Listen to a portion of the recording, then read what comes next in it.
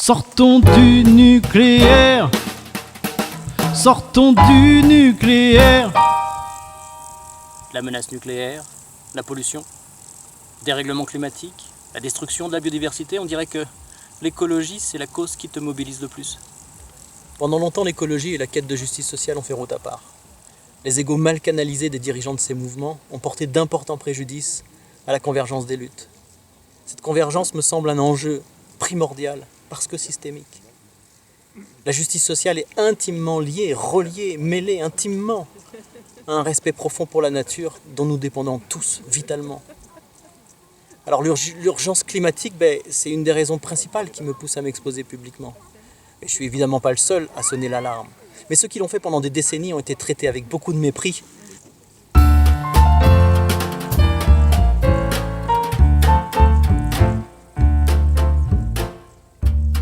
Il est, paraît-il, un drôle d'oiseau.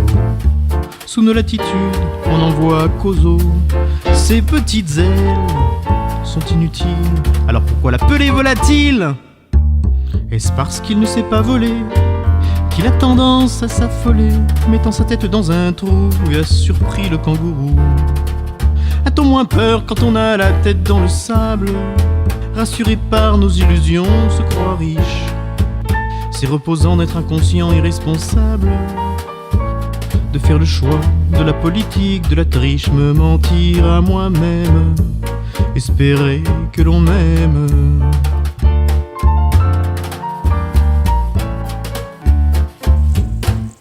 Les climato-sceptiques ont heureusement perdu de leur arrogance. La politique de l'autruche a encore de beaux restes, mais de belles victoires sont à mettre au crédit des écologistes. Les progrès de cette cause sont très insuffisants. Individuellement et collectivement, il y a un combat pour la vie à mener. Encore et encore.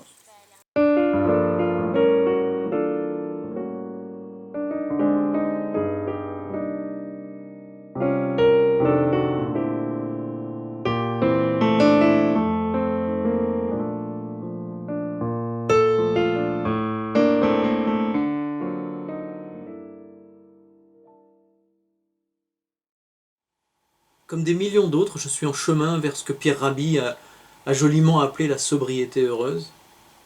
Le terme de décroissance fait peur, alors il est habile de trouver à ce modèle alternatif des noms plus séduisants.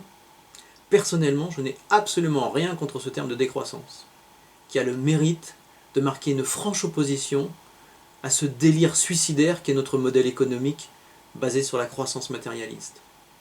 J'assume très bien de me considérer, de me présenter parfois comme décroissant. Et je ne trouve pas si difficile d'assumer aussi des apparentes contradictions auxquelles on ne peut échapper, à moins d'être un idéaliste dogmatique et moraliste. J'achète, je consomme, je produis des déchets, je participe à la pollution. Elles sont bien là les contradictions.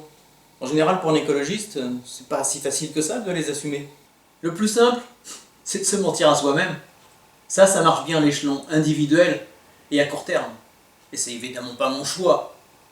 Exploiter des ressources naturelles, produire des déchets, polluer, tout ça n'est pas un problème en tant que tel.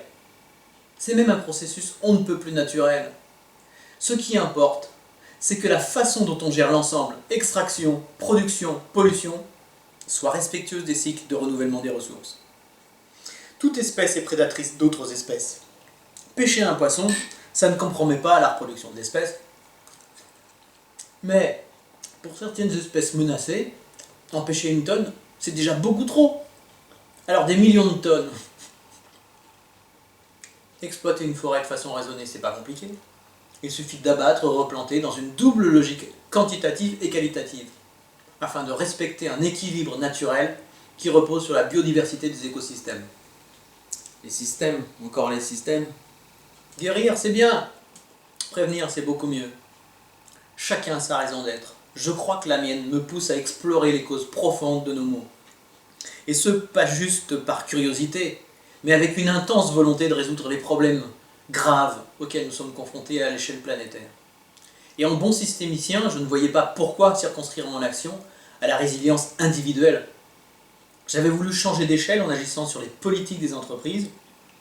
Il n'est pas exagéré de dire que j'y avais échoué, mais malgré cet échec, Le changement d'échelle était devenu une évidence à laquelle je ne pouvais plus échapper. Est-ce que je caricature si j'interprète que tu voulais sauver le monde? Non, c'est pas tant une caricature. Si toutefois ton interprétation inclut le fait que je voulais, que je veux, simplement apporter ma contribution à cette gigantesque ambition. C'est pas mégalo si on se partage le boulot. C'est pas mégalo si on se partage le boulot. C'est pas...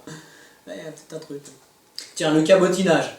Ça, c'est une modalité plus ou moins amusante de Lego. T'en conviendras. Ça peut être gonflant aussi, hein. Alors, mégalo ou pas mégalo? Ben, que ma contribution soit qualifiée de modeste ne servirait qu'à masquer l'emprise relative de mon ego. Je préfère la voir à l'œil, connaître et circonscrire son implication dans mes projets. Le colibri, il a un petit bec. Si j'ai une grande gueule, je peux en faire un peu plus. Pourquoi ne le ferais-je pas? Il ne faut pas confondre l'humilité et la mésestime de soi.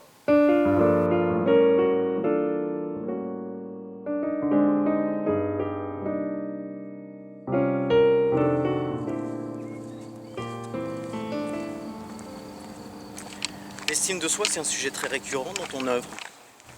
Et parce que c'est récurrent dans nos vies de tous les jours, en permanence, nous sommes tous affectés par l'idée, par l'image, par l'estime qu'on a de soi-même. Tous nos choix, je dis bien tous nos choix, sont déterminés par ce qu'on se croit capable ou incapable de faire. L'estime de soi est à ma vie ce que les fondations sont à ma maison, à savoir un socle fondateur. Tiens, je fais une digression avant de revenir sur ce sujet essentiel. En systémique, on s'intéresse entre autres à l'autorégulation des systèmes.